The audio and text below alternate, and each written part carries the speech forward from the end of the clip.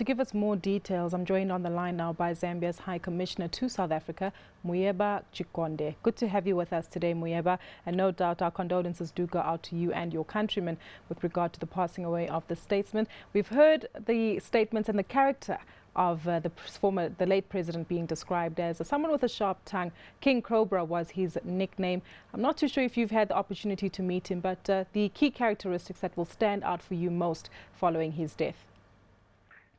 Well, I've been with the late from very way back, because apart from being my president, he's a family member. So for me, what strikes me most is exactly what you've described. I mean, he's a man who didn't like nonsense. I mean, he's a man that has set very high standards for Zambian politics and the development agenda for the country. He's a person who's very, very down to earth. I mean, he's the most down to earth president ever. I think following after Kaunda, and we are going to miss him for that, really. You mentioned that he set up high standards from a political as well as an economic perspective. What have these standards been? The standards have been quite high, because you see, immediately when he was campaigning after winning elections in 2011, he has set goals of transformation, and then those goals can actually be seen right now. He set first of all what he called the Link Zambia 8000, which to the late president was very cardinal, because that created a linkage between Zambia, which was seen to be landlocked, with other neighboring countries. So the whole idea was to ensure that goods that are coming from South Africa can pass through Zambia very, very easily up to DRC without having problems. That also is the same that can be said to goods that are coming from the southern part. We're talking of Botswana and other countries. So all the road networks were done. We're talking about interlinking countries and also within the country.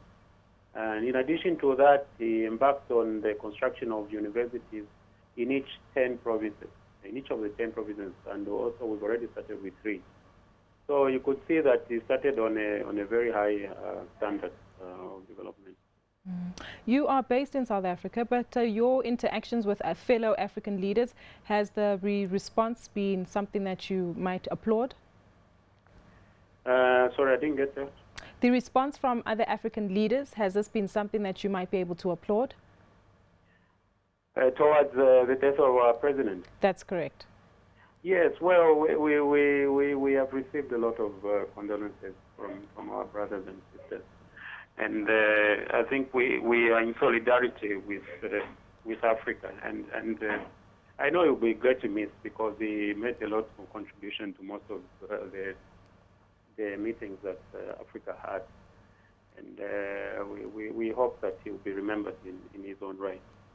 Muyeba, just to close off with, all eyes are no doubt on Guy Scott, someone who has confirmed that he is the acting president in his role. The next 90 days before Zambians head to the polls to choose their next president, what are you anticipating the environment will be like? Will there be some calm from a political perspective, or will there be some power struggles taking place? I suspect that Zambians will continue to be as calm as they always are, very peaceful and patriotic. I mean, it's not the first presidential by-election that we have held. So I don't see any power struggles within the party, because they were resolved before the demise of our president. And I see that the Patriotic Front is still a very strong contender in this, because of the high development agenda that it has set. And I still feel that the country will still maintain its cohesion. And I also want to call for calmness. And this is a period where everyone understands that individual interests come beyond what is important now is the national interest and not individual interest. National interest indeed. Thank you so much to Muyeba. That was the Zambia's High Commissioner to South Africa, Muyeba Chikonde.